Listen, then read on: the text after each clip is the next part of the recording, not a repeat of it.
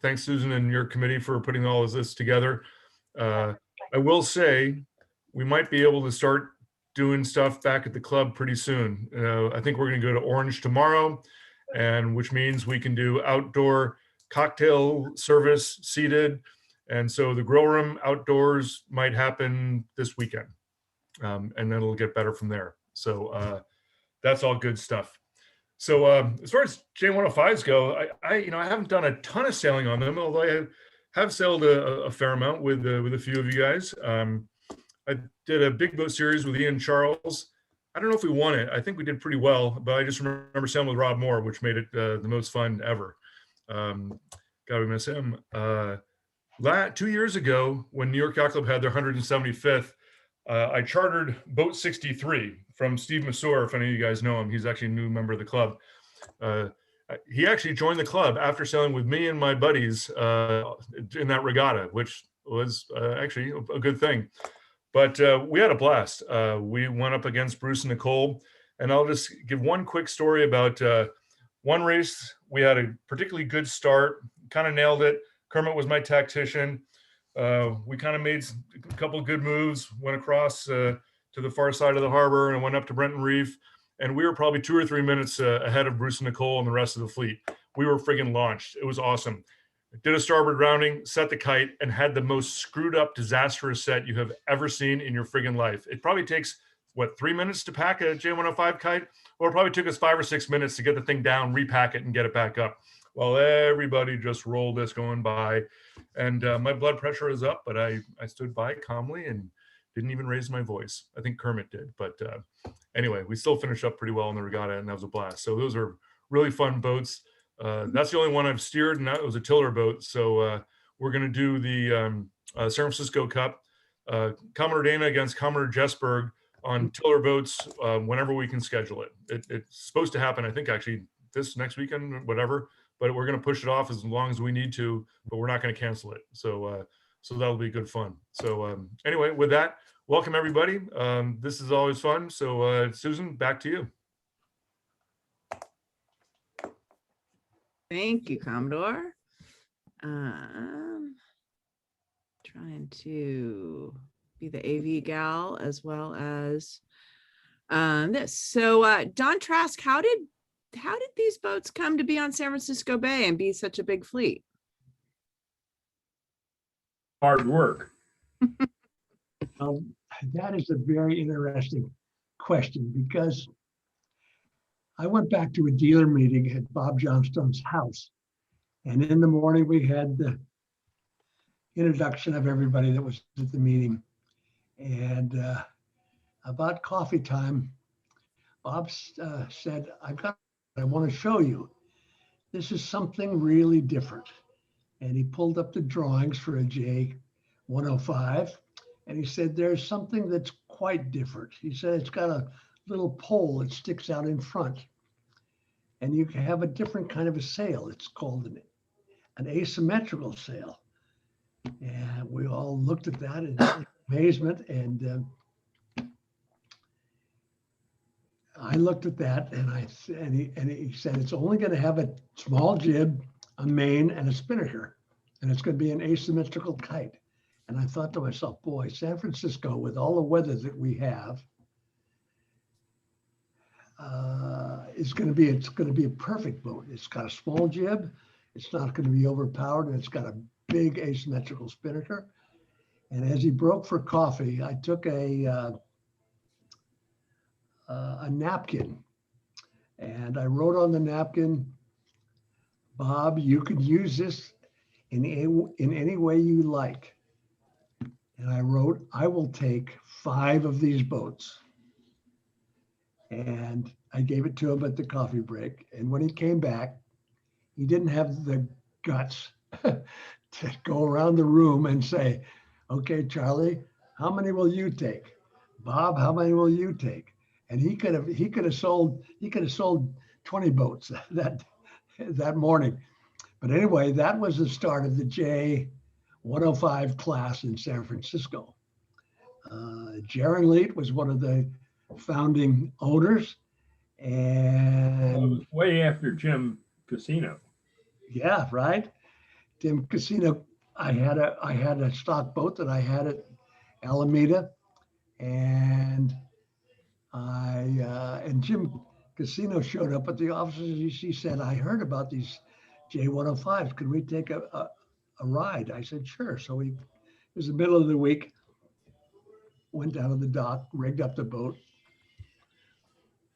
sailed it with just the two of us out the estuary. I set the spinnaker on the way down, we put the spinnaker up, and Jim said, "Oh my God, this is fantastic. This is just the boat I want." And by the time we got in, he couldn't get his checkbook out fast enough to get one of the boats.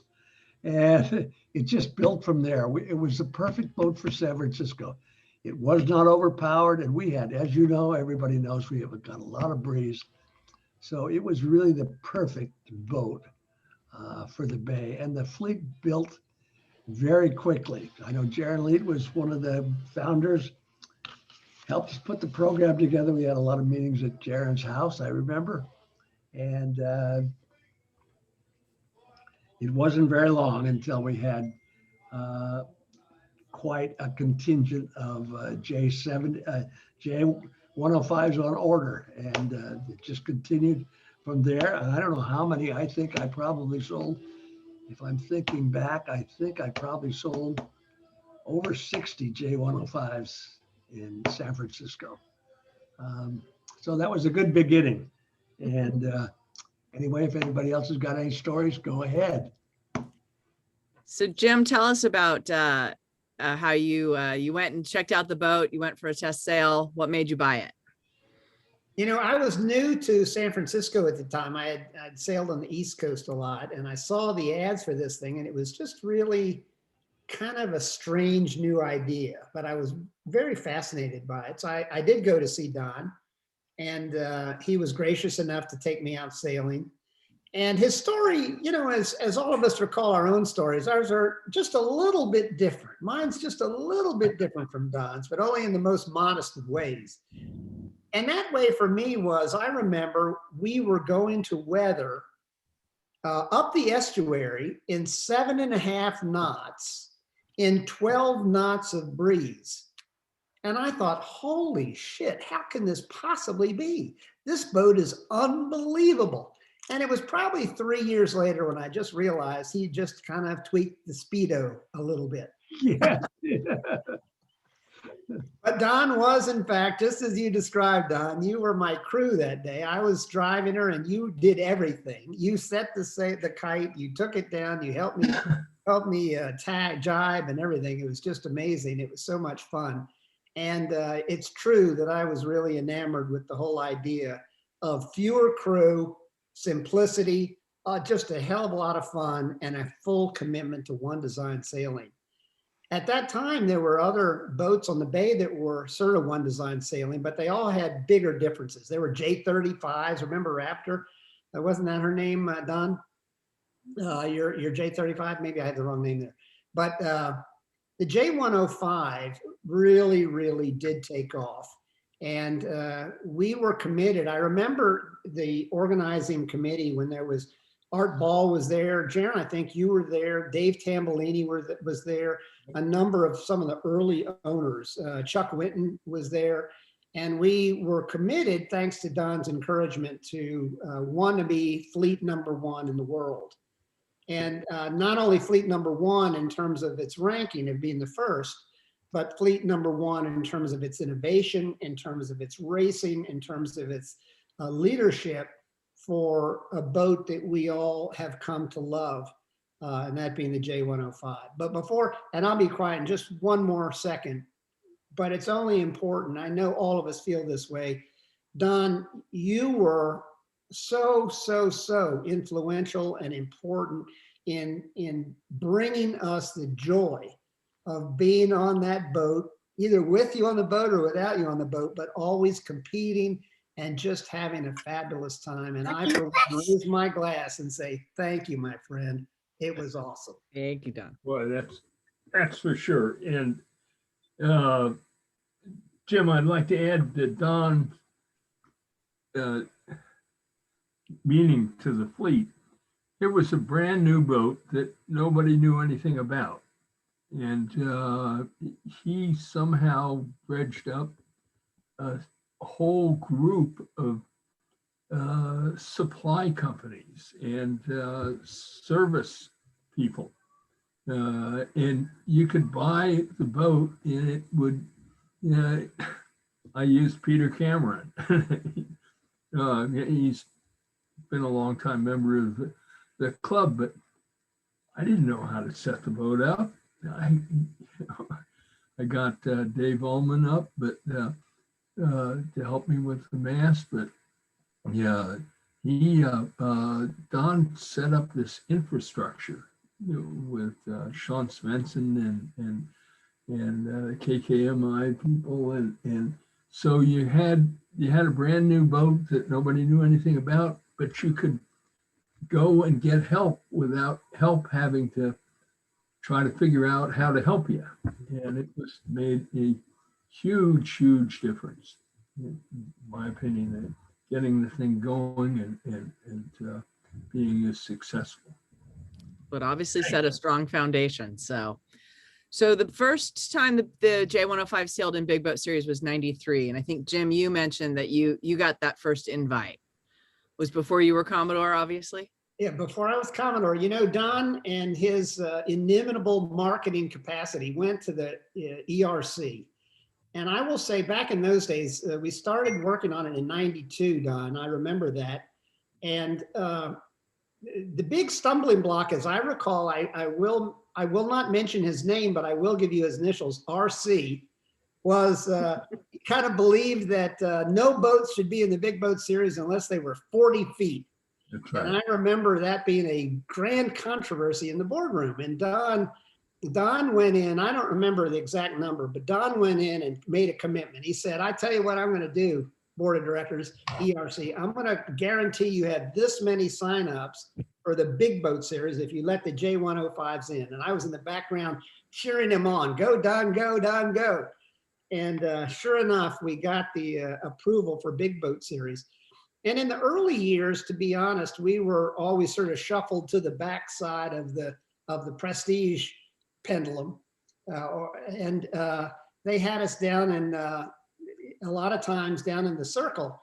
But what they didn't realize was the circle was so active and there was so much action that was going on down there with all these one design boats that within a couple of years, by gosh, we got moved up to the city front. And before long, they started saying, okay, the big boats, the J105s, the big boats, the J105s, because they considered us little boats for the longest period of time.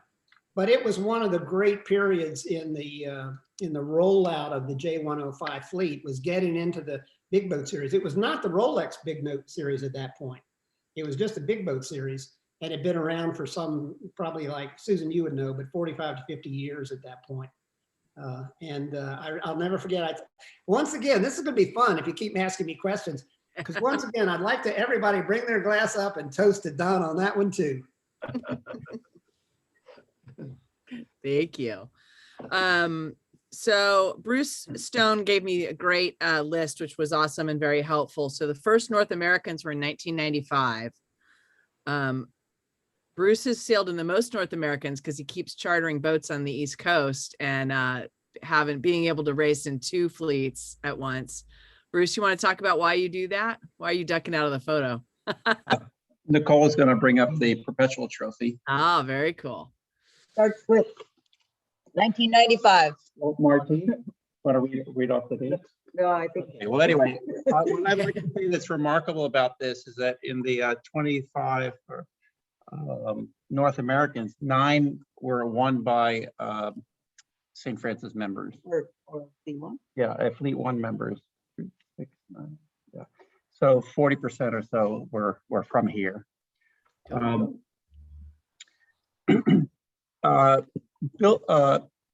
Bill Dana mentioned Steve Mazur, who's an East Coast owner and a longtime friend of ours. And he came out and crewed for us this weekend, and he made a remarkable statement watching the tight mark roundings here and how close the whole fleet was together.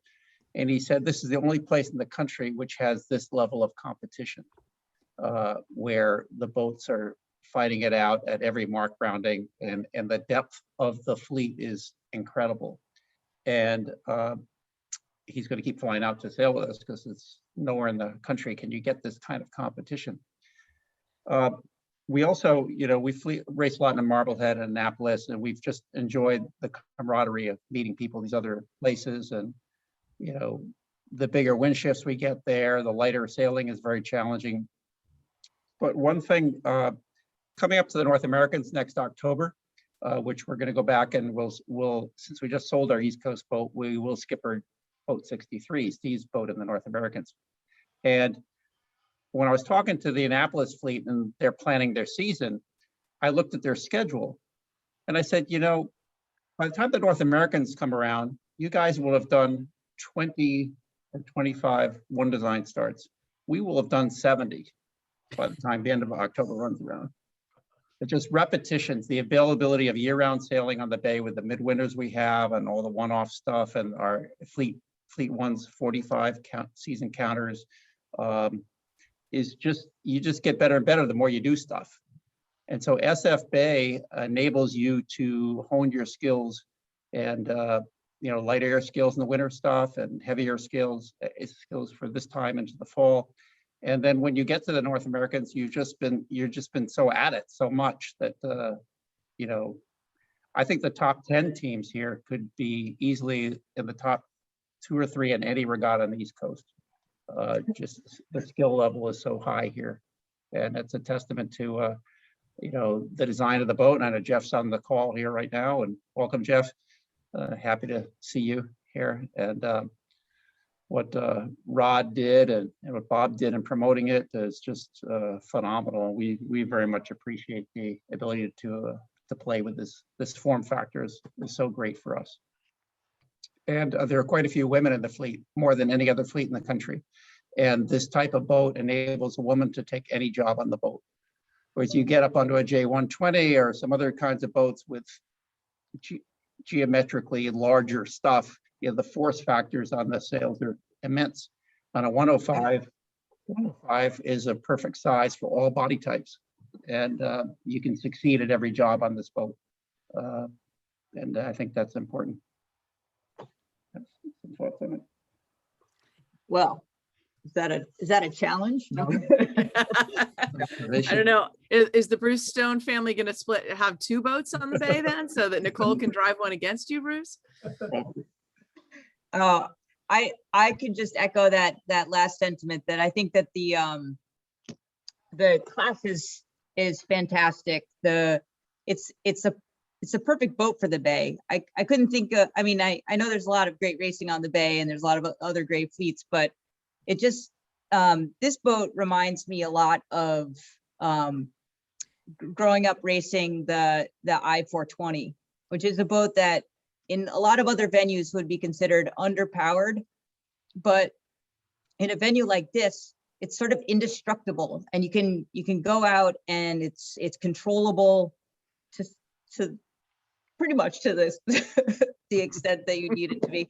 And like all kinds of people, all sizes of people can fit on a team and can succeed on it and be part of the teamwork. And, I think that makes the J105 a great platform for a diverse, strong group of sailors to enjoy it. And I'm very happy to be part of this class because, it's a keel boat, but I get to play it at the level that I want to race at. And, there are strength limitations, and I'm able to trim the main and, do pretty much anything on the boat.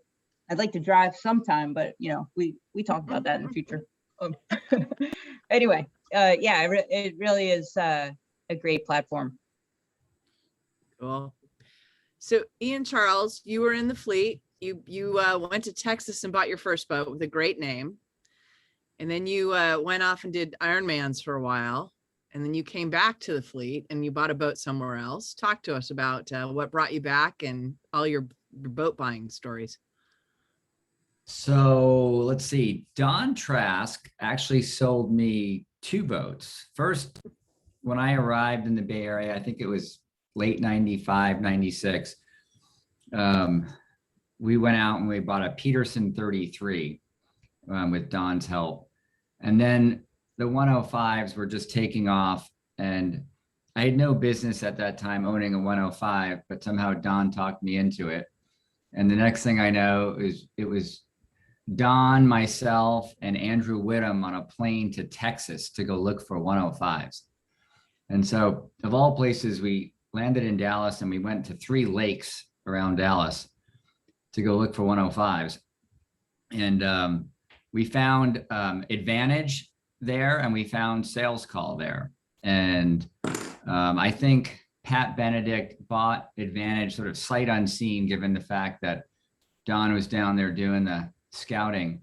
And we found Sales Call, which was 112, and it was called Toad Poker.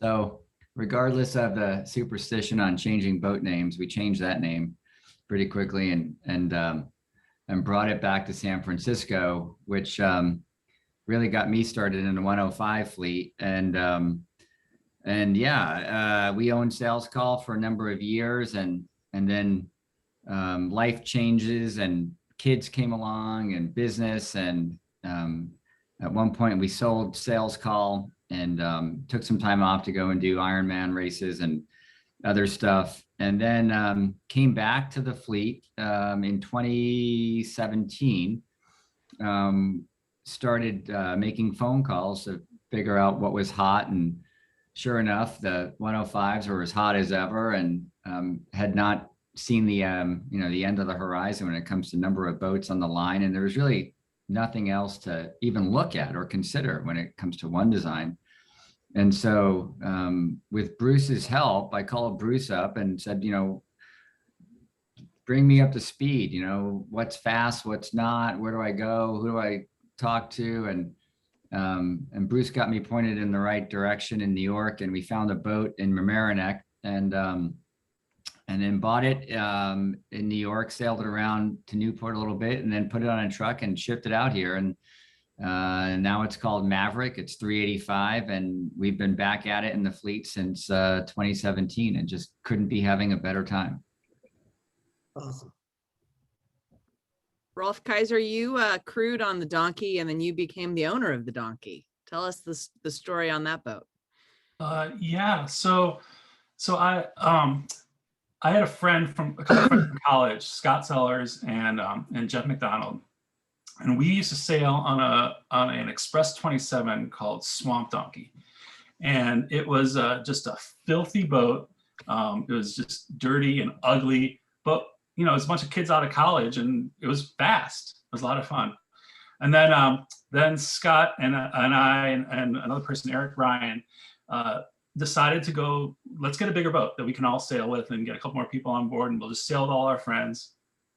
And so we started looking at different J105s, and came across one that was far cheaper than any other J105 that was for sale. It was $70,000. It was filthy, had never been raced, had the bimini, had everything set up for cruising. And we pulled our mind together, and for several years after that, I had 2 awesome boat partners, and we had just had a ton of fun. And then, over years, as people start having kids, things kind of change, and I had different partners, but I still absolutely love this fleet. And I kind of think back to how the fleet has survived and thrived while other one design sailing is just, dying.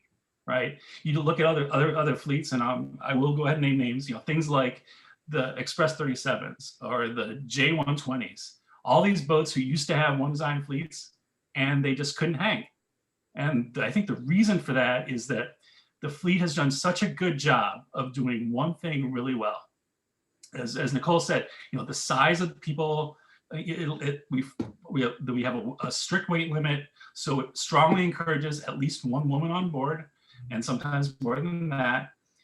It's sails that are not super high tech, a rig that is not super high tech. We have a Dacron main, and if it was up to me, we'd go back to Dacron jibs, and just everybody's exactly the same, and it's very simple. And I tell you, doing that, if there's a big flood and we set the starting line off the city front, and you do that first tack in towards the shore, and then you tack over to port and start coming back at all those starboard tack people that all lined up because everyone's on the starting line.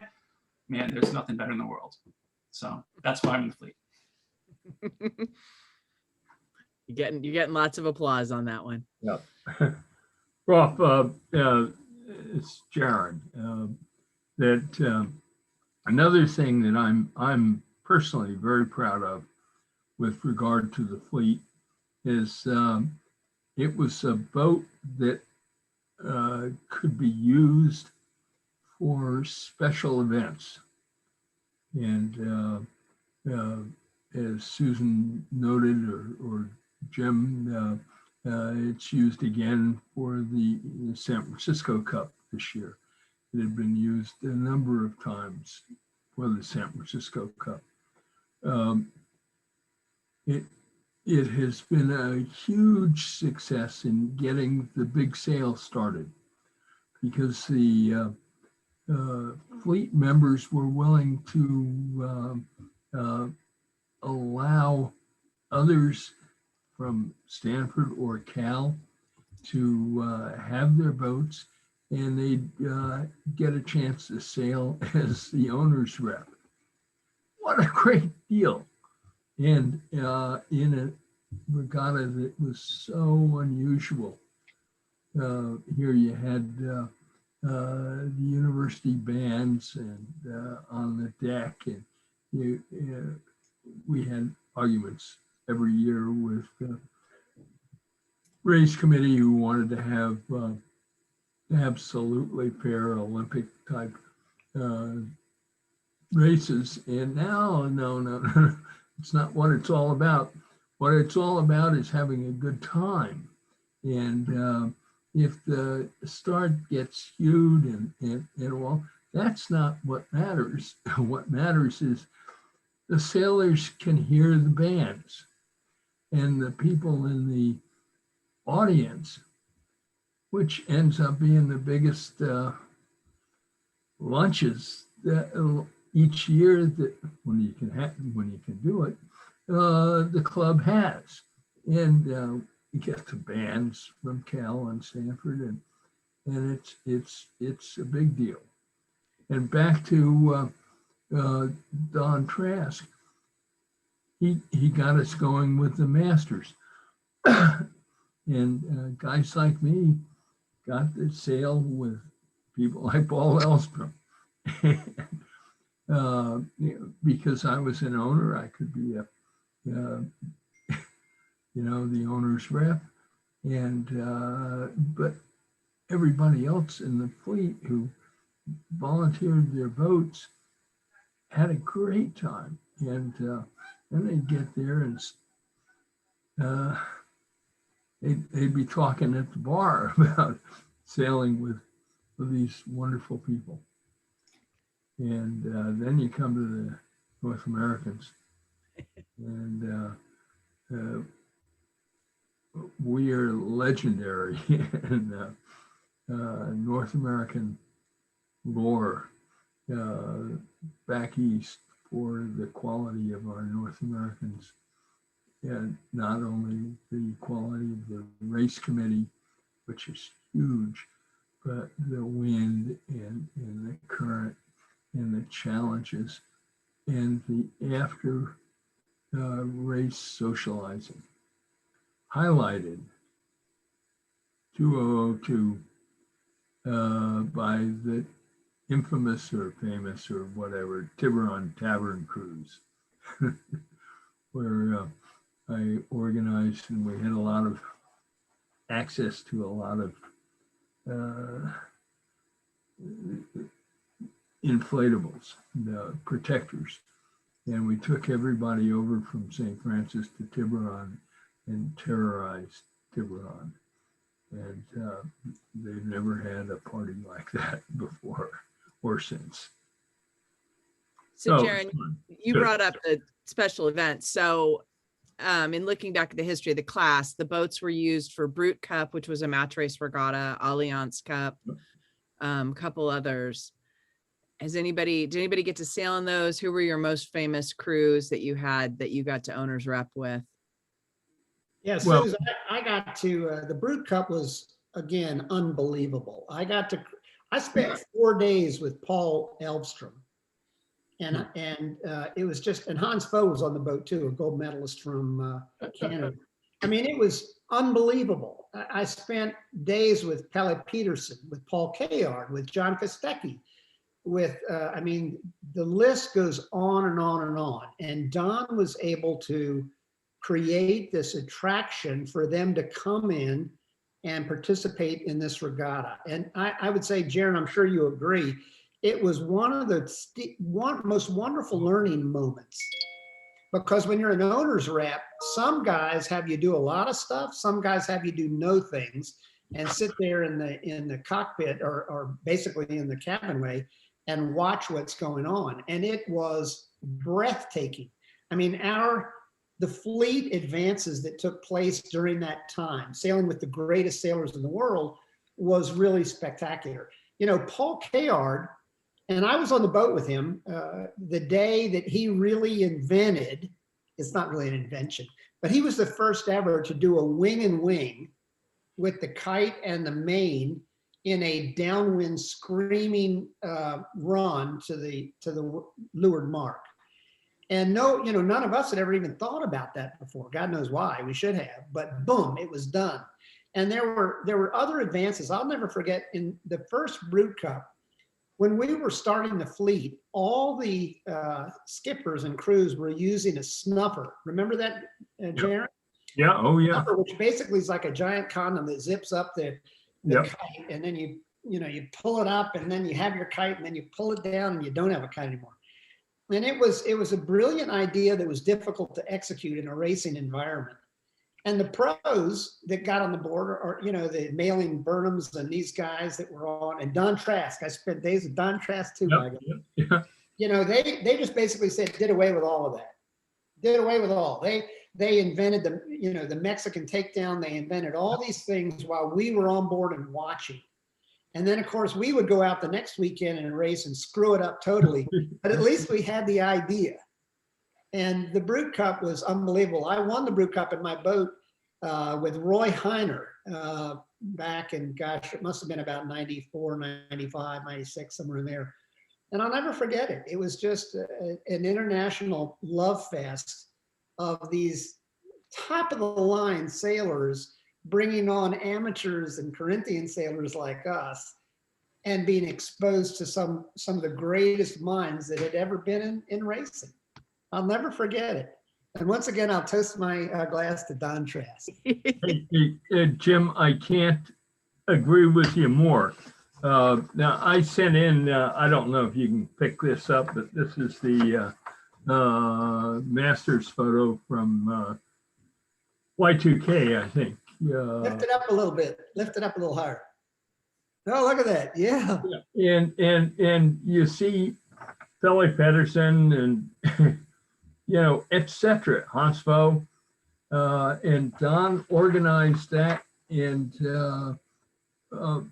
people would come to me in the bar a year later, and how was it sailing with Pelle Pedersen?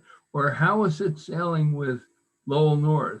Or how was it sailing with Hans Foe? Or how was it sailing with unbelievable experience as an owner? And that, you know, supported the fleet, and Don's efforts to expand the fleet, and it was great fun being the captain of Fleet One. I'll tell you. So you all have never allowed pros to race. How did you come to that rule? Well, we, you know, it was owner driver. Yeah. And except for these special events, I mean, name them, mail them. become a personal friend with, could have been, yeah, mail him, hey, how about selling my boat this weekend? And I probably could have talked him into it. But no, that was owner driver. And we had, he really wasn't, he really didn't want to be a crew. And so, but, so we never had that problem because we really, really enforced no pros driving. The owner had the, you know, I was the fleet captain, and you had to enforce that rule, and it made a huge difference to everybody else. Everybody else, because they figured, well, yeah, I can't go up against Billy Pedersen or whomever, but I can go up against me. And it's owner driver. Susan, I'd like to also comment, and then I'll be quiet. I see Jeff here on the call with us. Jeff, we're glad you're with us. And I will, while J-Boats has an unbelievable reputation and history of turning out new designs, which is brilliant marketing. The J105 has got, and I've owned a J120, I've owned a J105, I owned a J70. The J105 has got to be one of the pinnacle boats of the J-boat line because it did exactly what it was designed to do. It was bring amateurs to the boat where they can have a fabulous time. They don't have to have 17 people crewing, and they can be competitive and can find great joy. You know, I think looking down at the picture of Nicole and Bruce, you know, here you have one of the greatest match race sailors in the world. I speak of you, Nicole, not your husband there, but you know, who has gravitated to this boat. I know Rolf Kaiser, a Stanford All-American, gravitated to this boat. The Perkins, you know, it's because of those qualities that the Johnstones designed this boat to support. It was brilliant. And in the spirit of all my other far too lengthy conversations, I would like to one more time raise my glass, this time to the Johnstones. Well, Jim, thank you very much for that compliment. The stories I've been hearing are just remarkable. And when I heard the name from Ian of the J105 Toad Poker, I couldn't believe it because I have in my office a picture of Toad Poker. The very first regatta it sailed, I skippered it in Lake Texoma, Texas at the Easter Regatta. Right. With, and my crew was, we had 2 people who knew how to sail and 3 who didn't. But they're all, one was the banker for the dealership and 2 were dock hands who had never sailed, and it was windy. And we ended up winning the regatta against a bunch of Hobie 33s. So it was, I didn't know you owned that boat. That's fantastic. But the 105 design really, had the economy kept booming.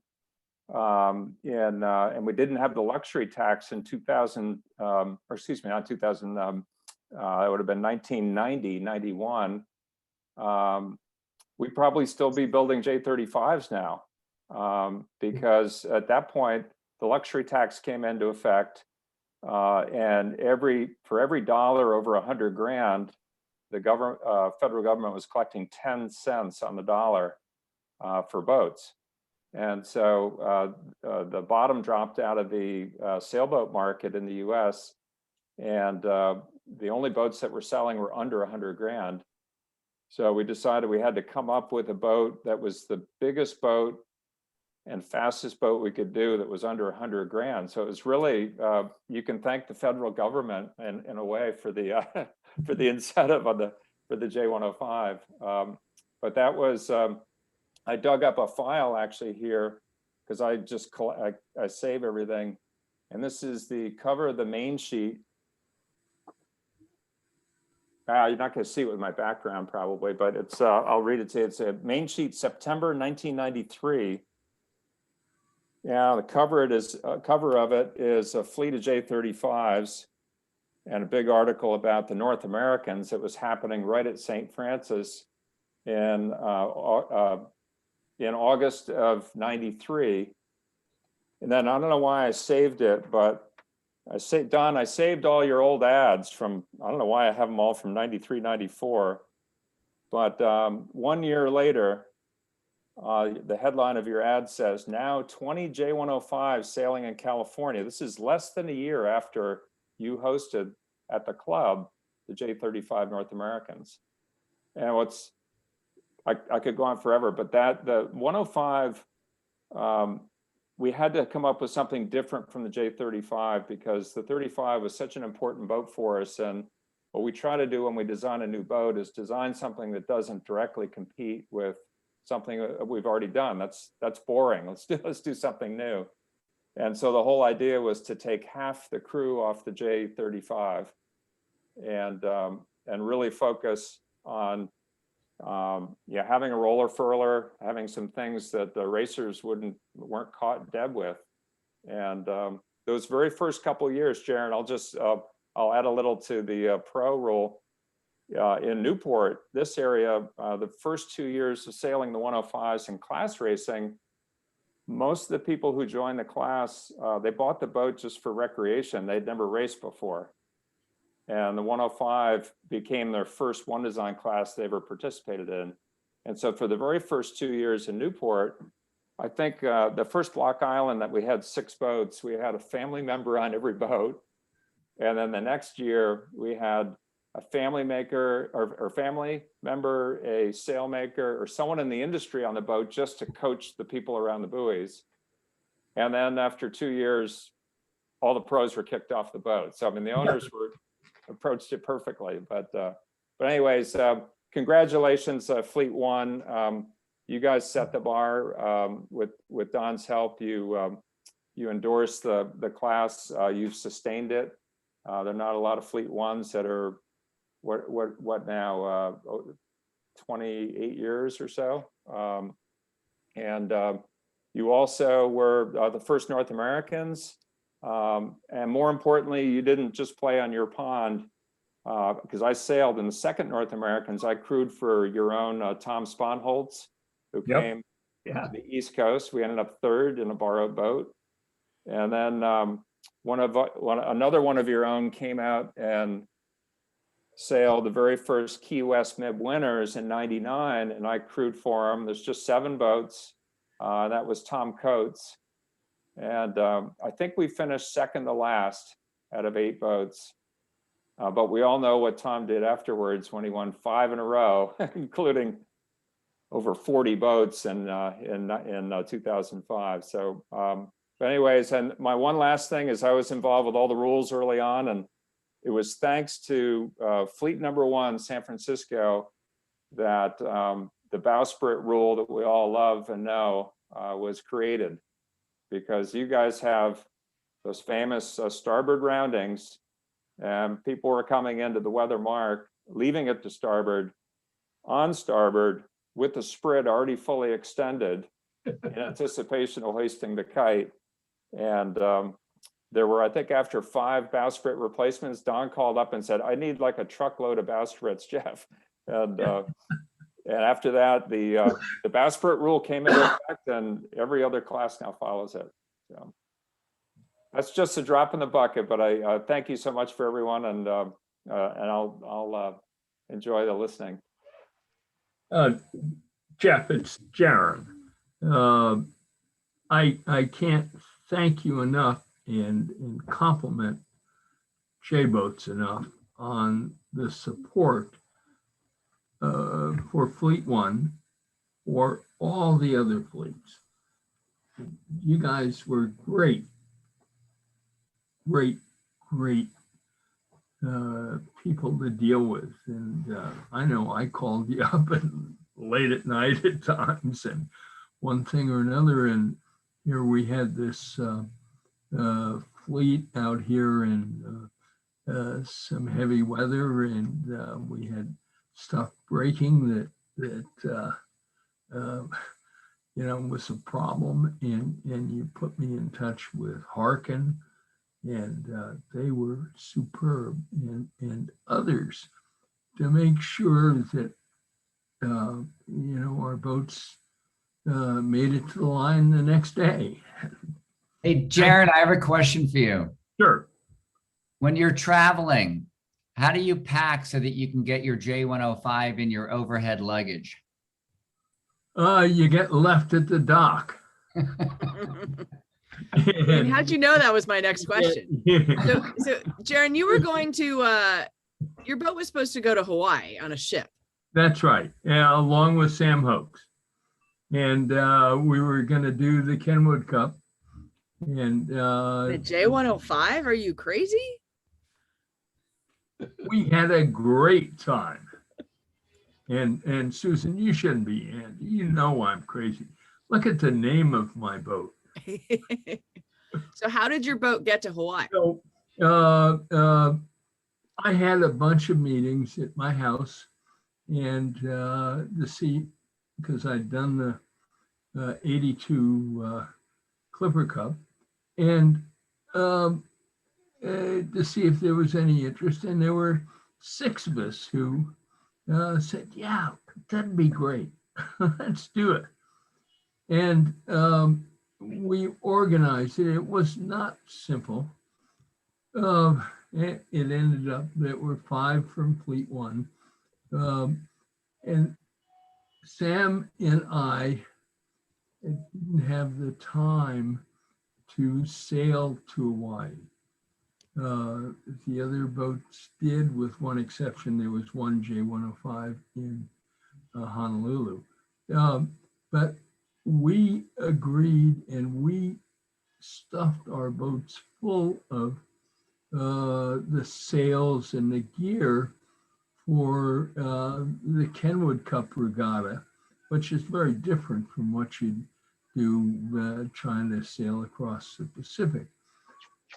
And the boats were all set and ready to go, and Svensson's was just terrific. And the ship left San Francisco or left Oakland.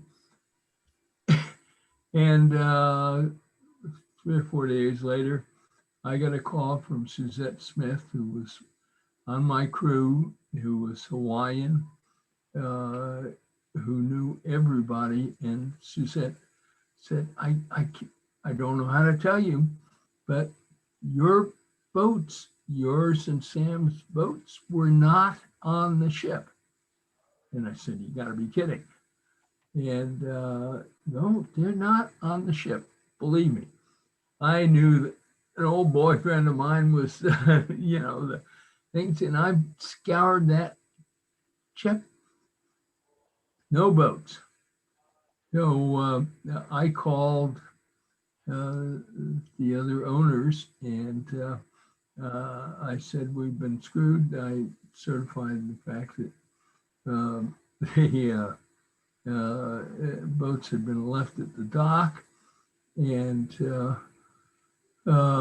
asked for $15,000 each, and went to find the meanest, toughest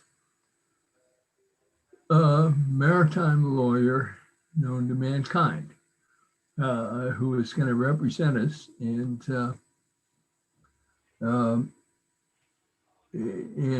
started negotiating with the shipping company.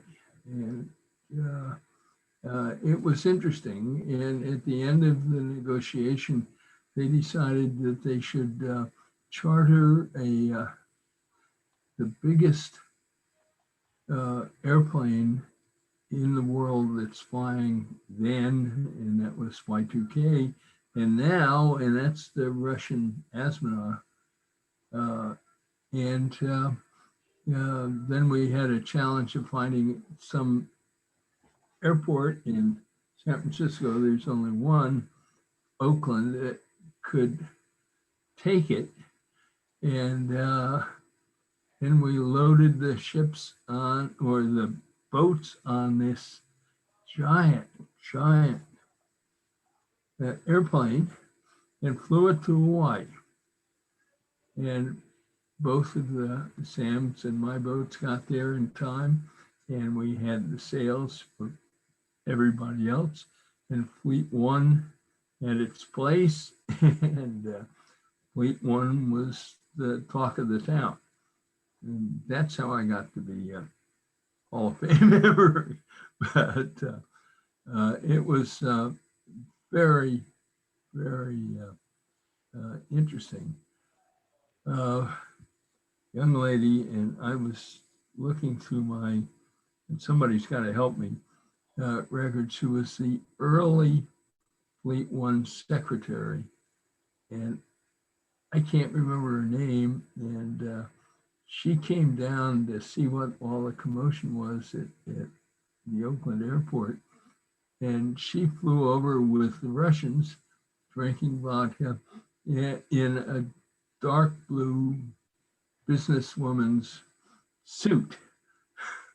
And her first request in landing in Hawaii was, well, somebody help me, take me to one of the department stores so I can get something less than this wool suit for San Francisco. But it was, and then Fleet 1 went, and we had more fun. We all had battle flags, and we were lined up next to the Alloy Yacht Club, and it was the real deal. That's great. Nicole just made a comment that she raced with Dick Watts and Tom Thayer, who had chartered Walloping Swede, which Tom Gasberg had raced over in the Transpac before the Kenwood Cup. So That was me, not Nicole. okay. Well, you know. Jaren, I don't know if you recall some of these details, but the Antonov that they flew in didn't have the proper cradle, so they had to go fly the other one in. They brought, your Antonov was in Kansas already. They had to go to Kazakhstan and get the other one.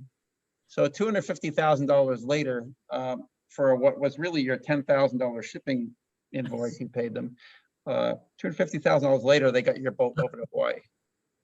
Oh no, Bruce! It was a lot more than okay. $250,000. What you say is absolutely correct, because the second plane had to refuel, and fuel was so much cheaper in I think it was Casper. It was no, it was someplace up in Canada, and so the plane went to Canada and then came down to load up, and they had a big problem because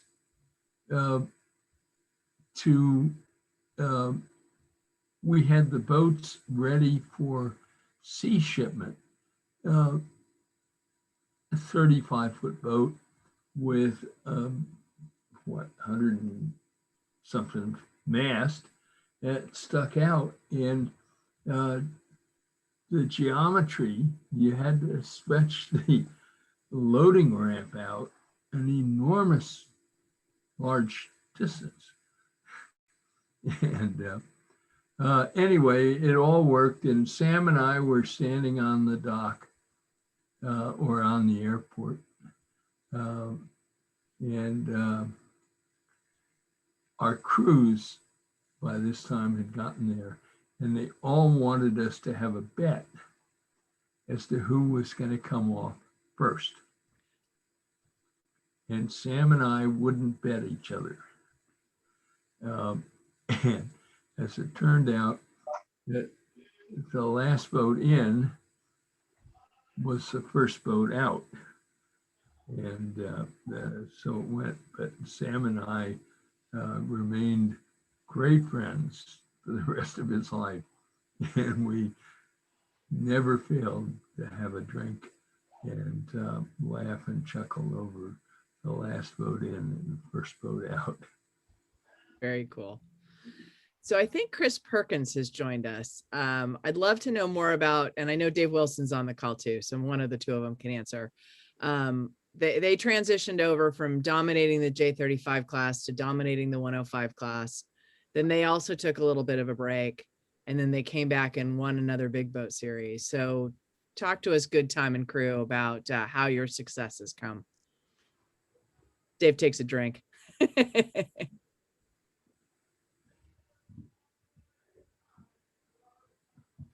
Oh, you're muted still. I was going to say I would defer to Chris if he is on the line. Chris Perkins, did you join us? Can you hear me? Yep. Yes. Yes, I'm on the line, but I should defer to Dave. Well, Susan, yeah, probably the biggest contribution I made to this program was I named the boat. What was the J35 also Good Timing? No, my Santa Cruz 27 was called Good Time, in which Chris expertly drove to 2 national championships. But Good Timing is, I'm a longtime Beach Boys fan, and it's an obscure 1980 Beach Boys song. But it's such a positive name, Good Timing. Very cool. So Chris, how have you managed to win so many regattas and big boat series and fleet championships? It was honestly just pure luck.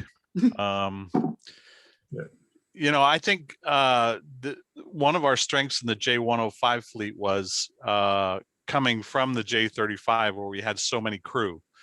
We probably had a cast of 12 to 15 regular people to get 9 or 10 on the J35. So when we switched over to the J105, really the challenge was the weight limit and, paring it down to 5 or 6.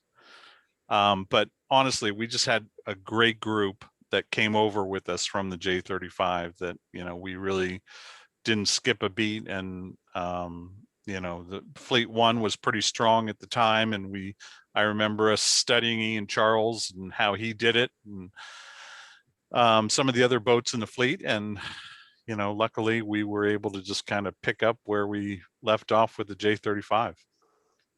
Great. Are you going to be back out this year for big boat?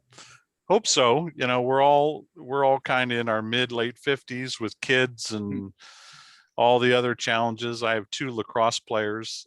Johnny is an avid sailor too, but push come to shove, he loves lacrosse, and so he's a senior in high school. This is his last year, off to college next year. But yeah, personally, I'm going to be an empty nester come the fall, and so I'll be looking for stuff to do.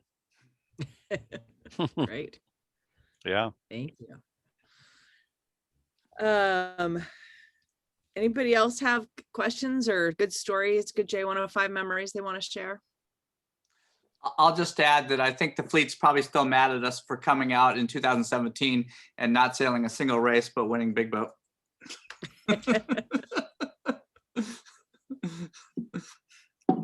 Hi, Susan. I found this picture I took a bunch of years ago. I don't recall exactly what event it was, but I'm going to slide out of the way. I'm just wondering if any of you recognize this boat here. I don't know who had the blue and white kite. It's 116. USA 116. Is that familiar? Oh my God. I've been watching that in your background, Stephanie. Well, I was not on that boat. I mean, you guys have so many awesome photographers, and it's like every shot that I see from San Francisco is a poster. This is one I happened to take. But what I didn't, just to let everyone know, this was a pretty tight mark rounding. There's a boat that just made it around, and this doesn't look like it's going to go well. And the boat actually makes it around the buoy.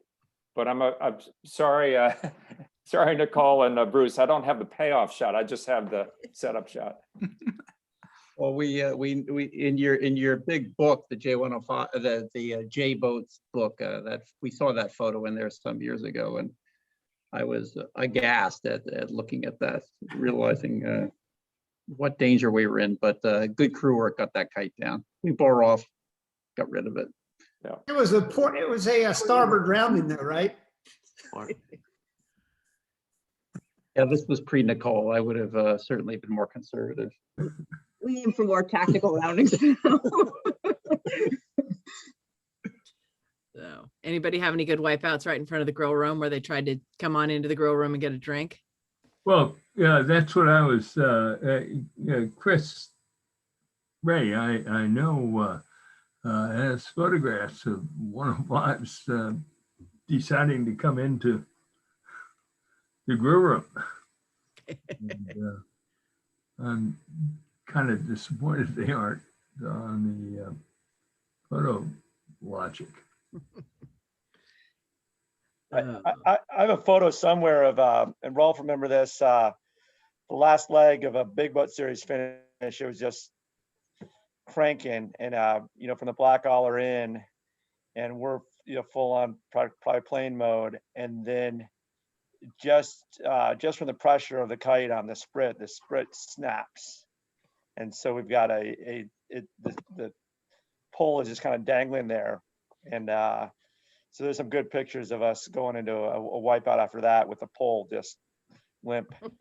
I think we still managed to finish that though, didn't we, Rolf? That was the last leg of the race. Yeah. Just got to get across the finish line.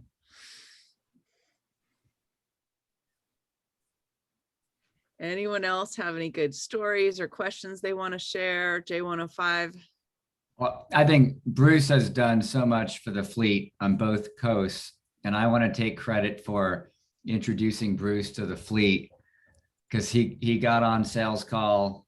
I think it was back in '98, and we did a Golden Gate Friday nighter and got T-boned on the line, and that was Bruce's first introduction to the 105, and obviously since then he's gone on to great things. So thank you for inspiring me.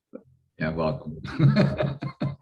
Yeah, the boat that I recall it vividly. This boat with an anchor on its bow, typical CV2 Friday night Golden Gate Yacht Club thing. He just comes right at us and hit sales call right amidships. And I think sales call had just come out of the boatyard. It was all spruced up and had to go right back in. So I have a story from the Masters Regatta. These were great experiences because as the owner, different legends of sailing got to rotate through our boats, and I got to know Keith Musto and Bob Johnstone, as I get to know him quite well there, and Pelle Peterson and Hans Fogt and so forth. But the one that was most interesting was when Peter Harkin had my boat. And, this is racing up and down the city front, rounding Blackhole, coming up and down. And he admitted he was really an ice boater. He wasn't really a keelboat guy. But he was going at it. And we round the windward mark, set the kite, and Kermit, who at the time was working for Harkin as a club member, is helping to run the boat for Peter. He tries to roll up the furler, roll up the jib going downwind, and it won't roll. And it's a Harkin furler. And so Kermit goes to the bow, tries to solve the problem, can't figure it out. So we had I don't know if they dropped the jib for the whole downwind or if they just dealt with it, leaving it up. I think they might have dropped it and had to hoist it back up for the rest of the day. They were screwing around with it like this. And so later they got back to the dock. Of course, it's very embarrassing for Peter Harkin for his product to fail so badly. So they diagnosed it that as you roll and unroll your furler, little polyethylene threads, microscopic amounts, come off of your roller line. And if you don't flush the roller furler all that great, which I guess we hadn't been doing, over a couple of years, it'll build up a bunch of crud in there and eventually it will fail. And we had to buy a new furler. Of course, he gave me a very nice discount on that.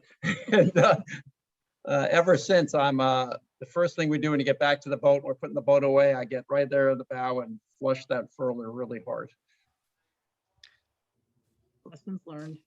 So there's been a couple comments in the chat that lending out J105 doesn't always work out well. Larry Ellison has put a hole in the donkey on 2 separate times. And I think Jaren reported that he loaned his boat to, or chartered his boat to Larry to practice for a regatta, and it came back with all new masthead instruments since they had wiped them off the top of the mast. So, No words attached. Yeah, but Susan, the pay was good. yeah, exactly.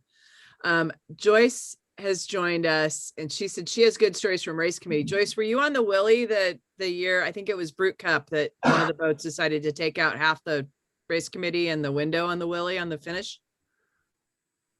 If you're able to unmute.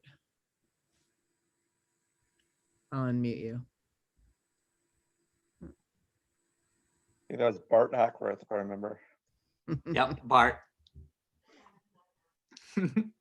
Aloha. Hello, Mama Joyce.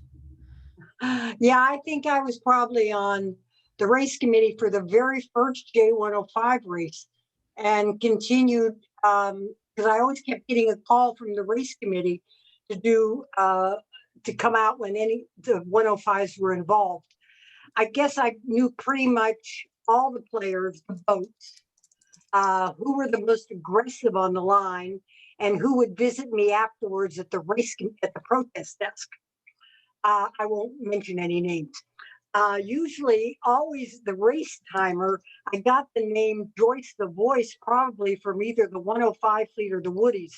Anyway, there were so many general recalls that I started to politic to immediately put up the X or the black flag at sequence to keep my sanity. Of course, I could only win that battle after about the 3rd or 4th recall or when it was dark. I also was on that Brute Cup boat where we were hit. And he was the sweetest guy. I felt so bad. But I think there's a picture out there of me trying to push the boat off W.L. Stewart. I have it somewhere. I never thought I would have put it up. But no, I had a lot of fun with the 105s. I sure do miss them. And Jimmy, how are you, Commodore and Jaren and all the, oh God, there's Bruce and all my friends, Scott and Dave Wilson, great to see, and the Johnstones, of course. But anyway, I always had a wonderful time with the fleet, and I do miss having them around here on the Big Island. There's no J105s. Thanks, Joyce. Well, thanks everybody. I'm gonna wrap it up. If anybody wants to share any last stories or anything, and we have a new owner who's joined us tonight, Willis, who's looking for suggestions. So current owners, look for him and help him out to get him up to speed. Well, it's good to see you. Welcome to the fleet. Hey, Jimmy, how are you? Great. Willis and I became members at St. Francis the same year. We were in the same class, 1992. You got it, brother. Hey, a quick thing. I'm a J guy from the beginning. I started with a 24. I had an 80 for a while. I actually got rid of it not too long ago. Cal Sailing's enjoying it immensely. And moved up to the 105. I'm going to blame that on Jimmy, by the way. Send me a check, please. But Jimmy and I got started, and we were demo boats for Don and in the estuary. And so we used to come back and sit on our boats and drink water. And I used to look at Jimmy's boat, and I was so envious of it because I'm a big guy and I'm 66, and I was tired of trying to reach weight limits in the 24 and the 80 and all that crud.